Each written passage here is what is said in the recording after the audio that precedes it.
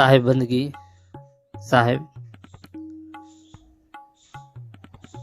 मखियां चंदन पर हरे, जहां रस मिले तहां जाए। मखियां चंदन पर हरे, जहां रस मिले तहां जाए।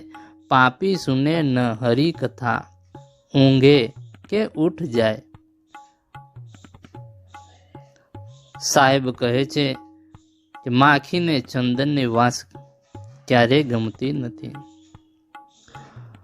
માખીને ચંદનની વાસ ગમતી નથી, પરંતુ તે તો દુર્ગંધવાળી વસ્તુ પર જઈને જ બેસે છે. દુર્ગંધવાળી વસ્તુ પર જઈને બેસે છે, જ્યાં તેને મનગમતી રસદાયક વસ્તુ હોય છે. દુર્ગંધવાળી વસ્તુ હોય એને મનગમતી રસદાયક વસ્તુ હોય છે.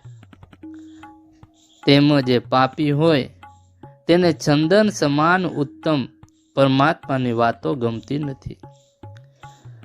પાપી હોય તેને ચંદન સમાન ઉત્તમ પરમાત્માની વાતો ગમતી નથી. આવી પાપી અજ્ઞાની વ્યક્તિઓ, જ્ઞાન વગરના વ્યક્તિઓ પરમાત્માની કથા ચાલતી હોય ને ત્યાં બેસી શકતા નથી, ત્યાં તેમને બેસી શકાતું નથી. આવી જગ્યાએ તેઓ ઊંઘી જાય છે. આવી જગ્યાએ તેઓ ઊંઘી જાય છે અથવા તે જગ્યાએથી ઉઠીને જતા રહે છે.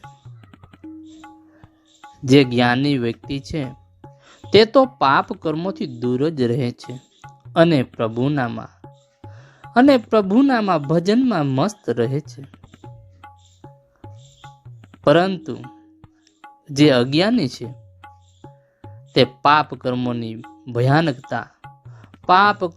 ભયાનકતા અને ગંભીરતા સમજતા નહીં હોવાથી તે પાપ કર્મોમાં જ વ્યક્ત રહે છે. સાહેબ કહે છે પ્રભુ ભજન કરવું તેને ગમતું નથી. પ્રભુ ભજનમાં તેને કંટાળો આવે છે. માખી છે ને માખી જેમ ચંદનની કિંમત જાણતી નથી, પરંતુ અજ્ઞાનતાવશ તેને તો દુર્ગંધ વસ્તુઓમાં જ રસ પડે છે. તેમ અજ્ઞાનતાવશ વ્યક્તિઓ પાપ કર્મમાં રત રહે છે અને પ્રભુથી દૂર રહે છે. સાહેબ બંદગી સાહેબ.